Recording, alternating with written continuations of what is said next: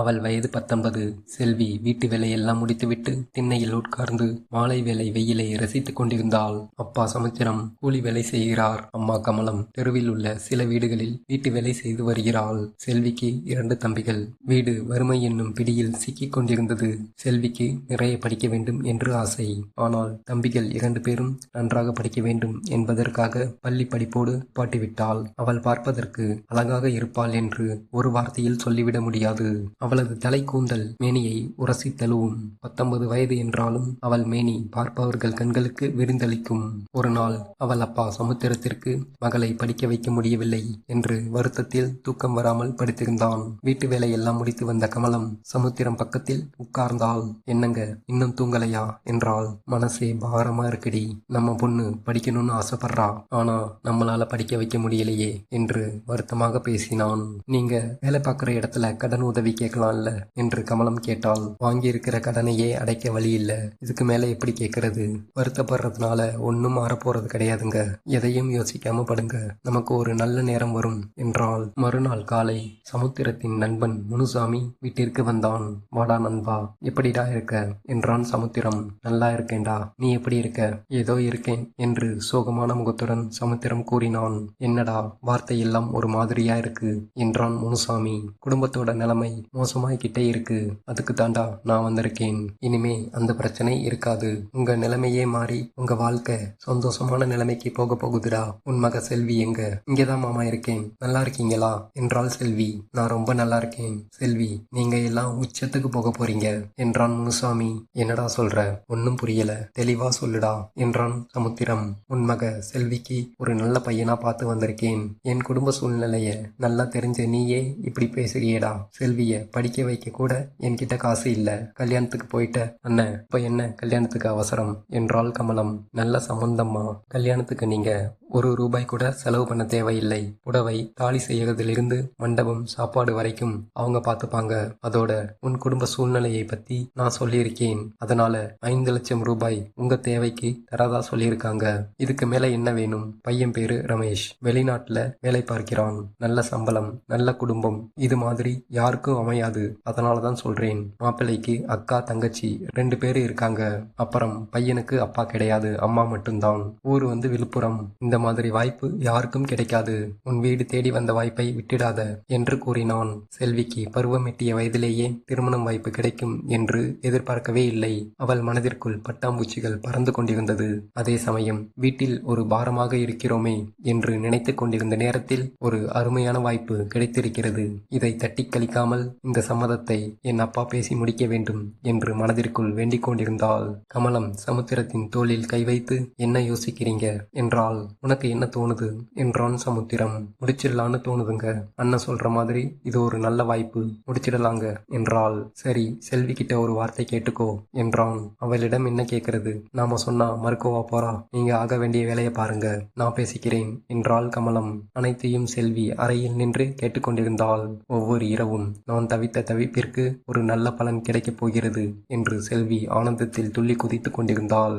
ரமேஷ் ரமேஷ் என்று அவன் பெயரை உச்சரித்து ஆனந்தம் கண்டாள். அன்றே சமுத்திரம், கமலம் மற்றும் அவன் நண்பன் முனுசாமி மூவரும் மாப்பிள்ளை வீட்டிற்கு சென்று பேசினார்கள். இருவருக்கும் மாப்பிள்ளையை பிடித்துவிட்டது. மேற்படி விஷயத்தை பேசினார்கள். மாப்பிள்ளை வீட்டினர், உங்க பொண்ணை போட்டோவில் பார்த்த உடனே ரொம்ப பிடிச்சு போச்சு. நீங்க ₹1 கூட செலவு பண்ண வேண்டாம். உங்க பொண்ணை மட்டும் அனுப்பி வச்சிடுங்க, ராணி மாதிரி பாத்துக்கிறோம். அதோடு 5,00,000 பணத்தையும் கையில் கொடுத்தனர். சமுத்திரம் வாங்க தயங்கினான். ஏன் தயங்குறீங்க?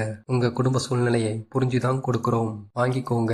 அடுத்த வாரத்திலேயே கல்யாணத்தை வைத்துக் கொள்வோம் என்றனர். சரி என்று கூறிவிட்டு வீடு திரும்பினார்கள். சமுத்திரத்திற்கும் கமலத்திற்கும் 5,00,000 பணத்தை பார்த்தவுடன் சந்தோஷம் தாங்க முடியவில்லை.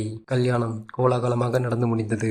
அன்று மதியம் மாப்பிள்ளை சொந்த ஊரான விழுப்புரத்திற்கு செல்ல கிளம்பிக் கொண்டிருந்தனர். செல்விக்கு ஒரு பக்கம் குடும்பத்தை விட்டு வெளியே போகிறோம் என்று வருத்தம் இருந்தாலும் கல்யாணமான சந்தோஷத்தில் நிறைந்து காணப்பட்டாள். செல்வியின் தோழிகள் ஒரு பக்கம் கிண்டலும் கேலியும் செய்தனர். சின்ன வயசுலேயே கல்யாணம் நடந்துருச்சுடி இவளுக்கு, உன்னோட செட்டு தான் நாங்களும், எங்களுக்கெல்லாம் இந்த குடுப்பனை இல்ல, நம்மள விடுடி. என் அக்காவுக்கு 30 வயசு, இன்னும் கல்யாணம் ஆகல, ஏண்டி பொறாமப்படுறீங்க? பொறாம இல்லடி, நமக்கு முன்னாடி முந்திக்கிட்டாலே. சரி சரி, ராத்திரி பக்குவமா நடந்துக்கோ, மாப்பிள்ளைக்கு எல்லா விதத்திலும் வழி கொடு என்று அவள் தோழிகள் பேசி சிரித்தார்கள். செல்வி முகம் வெட்கத்தில் சிவந்தது. வந்தது. அந்த நேரத்தில் கமலம் அறைக்குள் வந்தாள். செல்வி, அவங்க எல்லாம் கிளம்பி தயாரா இருக்காங்க. இங்க பாரு, போற இடத்துல சொல்றதை கேட்டு ஒழுங்கா இரு என்று கண்களில் கண்ணீருடன் கூறினாள். பிறகு காரில் அனுப்பி வைத்தனர். காரில் அனைவரும் தூங்கிக் கொண்டிருந்த நேரத்தில் செல்விக்கு மட்டும் தூக்கம் வரவில்லை. அவள் தனிமையில் எங்கும் சென்றதில்லை. குடும்பத்தை விட்டு பிரிந்தது அவளுக்கு ஒரு மாதிரியாக இருந்தது. அப்போது ரமேஷ் கணிசமாக அவள் கைகளில் உரசி செல்வி என்றான். செல்வி லேசாக திரும்பி அவனை பார்த்தாள். அவன் கண்களில் நெருப்பு பற்றி எரிந்து கொண்டிருந்தது. நீ ரொம்ப அழகா இருக்க என்று காற்றில் பறந்து கொண்டிருக்கும் கூந்தலை விலக்கிவிட்டு அவள் கன்னங்களை தொட்டான். அவள் கைகள் நடுக்கத்தில் பின்னிக் கொண்டிருந்தது. அவள் மூச்சுக்காற்று வேகமடைந்தது. யாராவது பார்த்துட போறாங்க என்று முனகினாள். செல்வி என்று ஆசையாக அழைத்து கண்சாடை காட்டினான். கூச்சப்பட்டு வெட்கத்தில் வேண்டாம் என்று தலையசைத்தாள். சில நிமிடத்தில் வீடு வந்தது. ரமேஷின் அக்காவும் தங்கையும் ஆரத்தி எடுத்து உள்ளே அழைத்தனர். மசமசன்னு நிக்காதீங்க, மணி 9 ஆகுது. அவங்களுக்கு தேவையானதை செஞ்சு ரூமுக்கு அனுப்பணும். ஏய் மலர், காயத்ரி, இரு மகள்களையும் அழைத்து ரூம்ல பூ அலங்காரத்தை பண்ணுங்க என்று ரமேஷின் அம்மா ராணி கூறினாள். செல்வி ரூமுக்கு போகும் சில நிமிடங்களுக்கு முன் தண்ணீர் குடிக்க கிச்சனுக்கு சென்றாள். அங்கே ராணி பாலில் 2 மாத்திரைகளை போடுவதை கவனித்தாள். இவங்க பால்ல என்ன போடுறாங்க என்று யோசித்தபடி அருகில் சென்றாள். செல்வி வருவதைக் கண்டு ராணி எதுவும் நடக்காதது போல் நின்றாள். செல்விக்கு என்னத்தை போடுறீங்க என்று கேட்க தைரியம் இல்லாமல் தண்ணீர் குடித்துவிட்டு கிளம்பினாள். அது என்னவாக இருக்கும்? ஒருவேளை ராத்திரியில் தூங்காமல் அதிக நேரம் கண் விழிப்பதற்காக இருக்குமோ, இல்லை வேறு எதற்காக என்று அவள் மண்டைக்குள் ஓடிக்கொண்டே இருந்தது.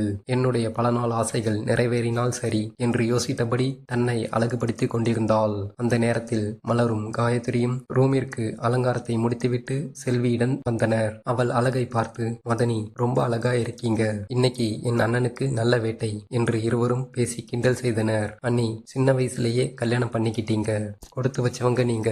என் அண்ணன் ஊருக்கு போனதுக்கு அப்புறம் பல பேருக்கு என்று மலர் இழுத்தாள். உடனே காயத்ரி, சும்மா இருக்க மாட்ட என்று அவள் கைகளை பிடித்து அழுத்தினாள். மலர், என்ன சொல்ற? உங்க அண்ணன் ஊருக்கு போனதுக்கு அப்புறம் என்ன என்று செல்வி கேட்க, இவ என்னமோ உளறா. அதெல்லாம் ஒண்ணுமில்ல மதனி, நீங்க ரெடியாகுங்க, அண்ணன் உங்களுக்காக காத்துக்கிட்டு இருப்பாரு என்று சமாளித்து பேசினாள் காயத்ரி.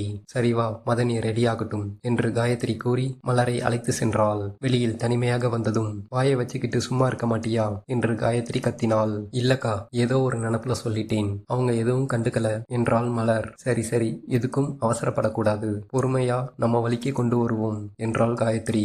சரிக்கா, அக்கா செமையா இருக்காங்கல்ல என்று மலர் கூறினாள்.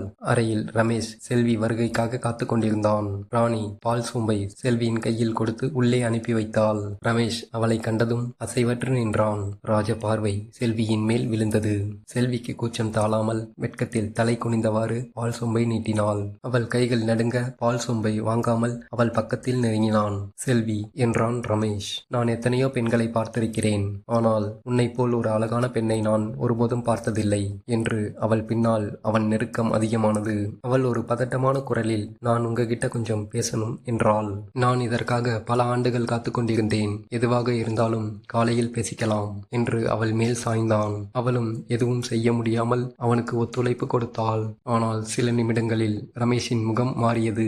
அவனால் எதுவும் செய்ய முடியாமல் ஒரு மாதிரியாக அவளை விட்டு விலகி படுத்து கொண்டான். இவளுக்கு ஒன்றும் புரியவில்லை. என்ன ஆச்சு என்ற ஒரு பதற்றம், மேலும் அவளுடைய ஆசைகள் ஒரு பக்கம். என்ன செய்வது என்று புரியாமல் அவனை எழுப்பி என்னங்க என்று அழைத்தாள். அவன் தூக்கத்தில் முனகுவது போல் என்ன என்ன என்று கேட்டான். என்ன ஆச்சு, வாங்க என்று மீண்டும் அழைத்தாள். ஆனால் அவளுடைய பேச்சு அவனின் செவிகளில் விழவில்லை. அன்று இரவு அவளுக்கு ஏமாற்றமே மிஞ்சியது. மறுநாள் காலை குளித்து முடித்துவிட்டு வெளியே வந்தாள் செல்வி. அவள் நடைபாவனையில் ஏதாவது மாற்றம் தெரிகிறதா என்று ராணி நோட்டமிட்டாள். அதை கவனித்த செல்வி, நேத்து என்ன கலந்தீங்க என்று கேட்கலாமா என்று தயங்கினாள். அப்போது ராணி அவளை அழைத்து, என்ன செய்கிறான் என்றாள். அவர் தூங்குறாரத்தை என்றாள். செல்வியின் முகபாவனையை வைத்துக் கொண்டு இரவு என்ன நடந்திருக்கும் என்று ராணி புரிந்து கொண்டாள். சரி சரி, போய் கிச்சன்ல வேலை பாரு என்று அனுப்பி வைத்தாள். 1 மணி நேரத்திற்கு பிறகு ரமேஷ் அறையை விட்டு வெளியே வந்து சாப்பிட அமர்ந்தான். செல்வி அவனை பார்க்காமல் உணவு பரிமாற ஆரம்பித்தாள். அந்த நேரத்தில் அவனது பார்வை செல்வியின் அழகின் மீது விழுந்தது. அவள் பரிமாறும்போது அவனுடைய கைகள் அவள் மேல் மென்மையாக உரசியது. அதை புரிந்து கொண்ட செல்வி உச்சத்தில் வெட்கப்பட்டு மனதில் சந்தோஷத்தோடும் முகத்தில் புன்னகையோடும் அவனை பார்த்தாள். சுற்றியும் எல்லாரும் இருக்கிறாங்க என்று கண்சாடையில் பேசினாள். அதற்கு அவனும் கண்சாடையில், இருந்தா என்ன, நீ என் பொண்டாட்டிடி என்றான். போது அவள் நேற்று நடந்ததை பற்றி யோசித்தாள். மேலும் அவன் அவன் கைகள் ஊடுருவின. அப்போது அவனுக்கு தண்ணீர் வைப்பது போல் அவன் பக்கத்தில் வந்து சாப்பிட்டு முடிச்சிட்டு உள்ள வாங்க என்று சொல்லிவிட்டு சற்று புன்னகையுடன் அங்கிருந்து நகர்ந்தாள். அவர்கள் செய்யும் வேலைகளை அனைத்தையும் ராணி கவனித்துக் கொண்டிருந்தாள். அவனும் வேக வேகமாக சாப்பிட்டு விட்டு வேறு ஒரு பசிக்காக அறைக்குள் சென்றான். கதவை தாளிட்டு இருவரும் அவசர அவசரமாக நெருங்க அப்பொழுது கதவு தட்டும் சத்தம் கேட்டது.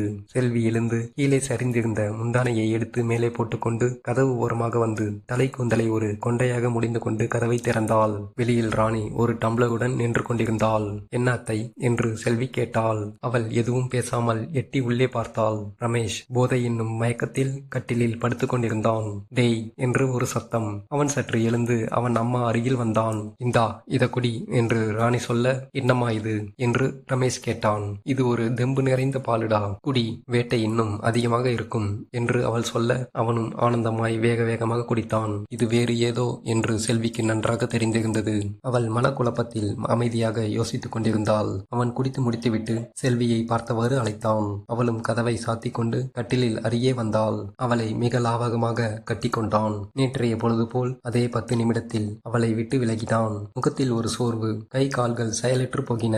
செல்வி மனவேதனையில் எழுந்து கட்டிலில் ஒரு ஓரமாக உட்கார்ந்தாள். இது என்ன கொடுமை, நம்ம ஆசைப்பட்டது எதுவுமே நடக்கலையே, அவங்க என்ன அப்படி கலந்து தராங்க, அதை குடிச்சதுக்கு அப்புறம் இவர் ஏன் அப்படி மயங்குறாரு, ஒன்னும் புரியலையே என்று கண்களில் கண்ணீர் வந்தது. மறுநாள் காலை அவள் படுக்கையிலிருந்து எழுந்தாள். ஆனால் ரமேஷ் இன்னும் தூங்கிக் கொண்டிருந்தான். அவள் எதுவும் சொல்லாமல் குளித்து முடித்துவிட்டு ஈர உடைகளுடன் வெளியே வந்து தலையை துவட்டி கொண்டிருந்தாள். அந்த கணம் ரமேஷ் அரை தூக்கத்தில் அவளை பார்த்தான். அவள் குனிந்து கூந்தலை அள்ளி கீழே விட்டு ஒரு துண்டை வைத்து துடைத்துக் கொண்டிருக்க அவள் மெல்லிய இடையின் அழகு அந்த காலை வேளையில் அவனுக்கு ஒருவித மயக்கத்தை கொடுத்தது. அவன் கட்டிலில் இருந்து எழுந்து அவள் அருகே சென்றான். செல்வி என்று மென்மையான குரலில் கூப்பிட்டான். அவள் சட்டென்று திரும்பினாள். அவன் கண்களில் மிகுந்த ஆசை தென்பட்டது. அதை புரிந்து கொண்ட செல்வி சாதாரணமாக இருந்தாள். அவன் 2 கைகளும் அவள் கன்னங்களை பிடித்து, என்ன ஆச்சு, ஏன் ஒரு மாதிரியா இருக்க என்று கேட்டான். எனக்கு ஒண்ணுமில்ல, உங்களுக்கு தான் ஏதோ நடக்குது என்றாள். ரமேஷின் முகம் மாறியது. அவள் எதை சொல்கிறாள் என்று நன்கு புரிந்து கொண்டான். எனக்கு என்னன்னு தெரியல செல்வி, ஆரம்பிச்ச கொஞ்ச நேரத்திலேயே எனக்கு டயர்ட் ஆயிடுது, எதனாலன்னு தெரியல என்றான். அப்போது அவன் அம்மா ராணி பாலில் எதையோ கலக்கிறாள் என்று சொல்ல செல்விக்கு தைரியம் இல்லை. சிறிது நேரம் அமைதி மட்டும் அந்த அறையில் நிலவியது. பிறகு ரமேஷ் எதுவும் சொல்லாமல் ஒருவித அசிங்கத்துடனும் கூச்சத்துடனும் விலகினான். இப்படியே நாட்கள் சென்றது. வீட்டில் உள்ள அனைவரும் சகஜமான நிலைமைக்கு திரும்பினார்கள். டேய் ரமேஷ், எப்படா ஊருக்கு போற என்று ராணி அவனிடம் பேசிக் கொண்டிருந்தாள். நாளைக்கு போறேம்மா என்று அவன் அளித்த பதில் கிச்சனில் இருந்த செல்விக்கு அப்பட்டமாக காதில் விழுந்தது. ஐயோ, இது என்ன கொடுமை, திருமணமாகி கொஞ்ச நாள்லேயே ஊருக்கு போறாரா, அப்போ நான் ஆசைப்பட்டது எல்லாம் என்று மன வருத்தத்தில் இருந்தாள். அன்று மதியம் ரமேஷ் சாப்பிட்டு முடித்துவிட்டு அறைக்குள் சென்றான். அப்போது செல்வி பேசுவதற்கு உள்ளே வந்தாள். என்னங்க, நீங்களும் உங்க அம்மாவும் பேசினது நான் கேட்டேன், நாளைக்கு ஊருக்கு போறீங்களா என்று அவள் கேட்க, ஆமாம் செல்வி, அதிகமாக லீவ் போட்டு வரல, வேலை அதிகமா இருக்கு, அதனால நான் கிளம்பணும் என்றான். அவள் முகம் மிகவும் வாடியது. கண்களில் கண்ணீருடன் அவனை பார்த்தாள். என் நிலைமையை கொஞ்சம் புரிஞ்சுக்கோங்க, என்னால முடியல, என்ன இப்படி தனியா விட்டுட்டு போனீங்கன்னா நான் என்ன பண்றது என்றாள். செல்வி, உன்னோட நிலைமையை விட என்னோட நிலைமை ரொம்ப மோசமா இருக்கு, நான் நாளைக்கு போகலன்னா என்ன வேலையிலிருந்து தூக்கிடுவாங்க, புரிஞ்சுக்கோ என்று அவன் ஒரு கடுமையான குரலில் பேசினான். அதற்கு மேல் அவனிடம் பேச அவளுக்கு மனமில்லை. கட்டிலில் ஒரு ஓரமாக படுத்துக்கொண்டாள். ஆனால் கண்கள் மூடவில்லை. அவளின் சிந்தனைகள் அலைப்பாய தொடங்கியது. ஒரு குழந்தை இருந்தாலாவது அதனுடன் பேசி கொண்டும் விளையாடி கொண்டும் மனவலியை போக்கிக் கொள்ளலாம். அதற்கு வழி இல்லாமல் போய்விட்டது. என்னுடைய வாழ்க்கை ஒரு கேள்விக்குறியாகிவிடுமோ என்று அவள் நினைத்து கொண்டு படுத்திருந்தாள். மறுநாள் அவன் ஊருக்கு சென்றான். தனிமை அவளை வாட்டி எடுத்துக் கொண்டிருந்தது. என்ன செய்வது என்று தெரியாமல் இரவில் தூக்கமும் இல்லாமல் தடுமாறிக் கொண்டிருந்தாள். அன்று இரவு 11 மணி இருக்கும். அவள் தங்கியிருக்கும் அறையின் மாடியில் சிரிப்பின் சத்தமும் ஒரு ஆணின் பேச்சும் அவளுக்கு விழுந்து கொண்டே இருந்தது. இந்த நேரத்துல யாரு, நம்ம வீட்டுலதான் எந்த ஒரு ஆணும் இல்லையே, என் அத்தை ராணி, அவருடைய அக்கா, தங்கை மற்றும் நான், மொத்தமாக 4 பேரு தானே, பிறகு எங்கிருந்து வருது ஆணின் சத்தம் என்று அவள் யோசனையில் இருந்தாள். அது மட்டும் இல்லாமல் 3 பேரின் மீதும் செல்விக்கு சந்தேகம் இருந்தது. அதை போக்கிக் கொள்ள கதவை திறந்து மாடி ஏறினாள். அப்போதுதான் முதல் முறையாக மாடிக்கு சென்றாள். மாடியில் 5 ரூமுக்கு மேல் இருந்தது. இது என்ன ரூமா இருக்கு என்று யோசனையில் நின்று கொண்டிருக்க சிரிப்பின் சத்தமும் கட்டிலின் ஓசையும் அந்த அறையிலிருந்து விடாமல் கேட்டுக்கொண்டே இருந்தது. செல்வி பக்கத்தில் போய் ஜன்னலை மெல்ல விலக்கி விலக்கி உள்ளே நோட்டமிட்டாள். அங்கே பார்த்ததும் கண்களை விரித்து அதிர்ந்து போனாள். உள்ளே அவரின் தங்கை மலர் ஒரு 40 வயது ஆணுடன் நெருக்கமான முறையில் இருந்தாள். ஐயோ, இது என்ன கொடுமை என்று மனதில் பல சிந்தனைகள் வந்தன.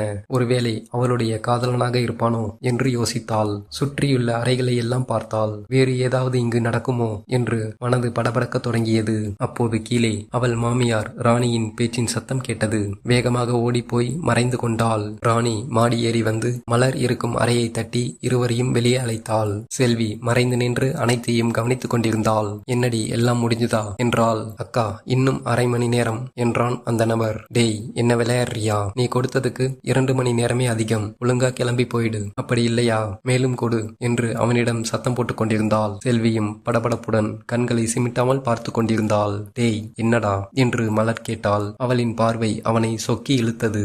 அவனும் ஒரு தொகையை எடுத்து ராணியிடம் கொடுத்துவிட்டு உள்ளே சென்றான். டேய், பொறுமையாடா என்று அவளின் சத்தம் செல்விக்கு கேட்டது. ஐயோ கடவுளே, இவர்கள் இப்படிப்பட்டவர்களா என்று மனது உடைந்து அதே இடத்தில் உட்கார்ந்தாள். இரவு முழுக்க செல்விக்கு தூக்கம் வரவில்லை. இவர்களுடைய மோசமான வாழ்க்கை அவளை பதற செய்தது.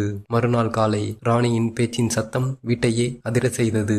செல்வி பதறிப்போய் எழுந்து அறையில் உள்ள ஜன்னல் வழியாக எட்டி பார்த்தாள். ராணி ஒரு ஆணிடம் கத்தி கொண்டிருந்தாள். இது யார்? இவன் புதுசா இருக்கான் என்று யோசித்தாள். யாராயிருந்தாலும் இங்க வர சொல்லு என்று ராணி கத்தினாள். அக்கா, பெரிய இடம், எவ்வளவு கேட்டாலும் தர ரெடியா இருக்காங்க என்றான். அவங்க எவ்வளவு வேணும்னாலும் தரட்டுண்டா, எங்கேயும் வெளியில அனுப்ப மாட்டேன். இங்க எல்லா வசதியும் இருக்கு, உனக்கு தான் தெரியும்ல, போய் பேசு என்றாள் ராணி. அவனும் கொஞ்ச நேரம் போனில் பேசிவிட்டு மீண்டும் ராணியிடம் வந்தான். அக்கா, எல்லாம் ஓகே, இங்க வரேன்னு சொல்லிட்டாரு என்றான். அனைத்தையும் செல்வி ஜன்னல் வழியாக கவனித்துக் கொண்டிருந்தாள். சிறிது நேரத்தில் அவனும் வந்தான். பார்க்க கிழவன் 50 வயதை தாண்டி இருக்கும். தொப்பையும் வழுக்கை தலையும் ஆள் பார்ப்பதற்கு படுமோசமாக இருந்தான். ஆனால் கழுத்தில் கைகளில் நிறைய நகைகள் அணிந்திருந்தான். அக்கா, இவர்தான் என்றான். அப்படியா, சரி, மாடிக்கு கூட்டிட்டு போ என்றாள் ராணி. அப்போது காயத்ரி அங்கே வந்தாள். காயத்ரி, நீ மேல போ என்றாள். அம்மா, என் புருஷன் வீட்டுக்கு போகணும் என்றாள் காயத்ரி. 1 மணி நேரம் கழிச்சு போகலாண்டி என்று ராணி அனுப்பி வைத்தாள்.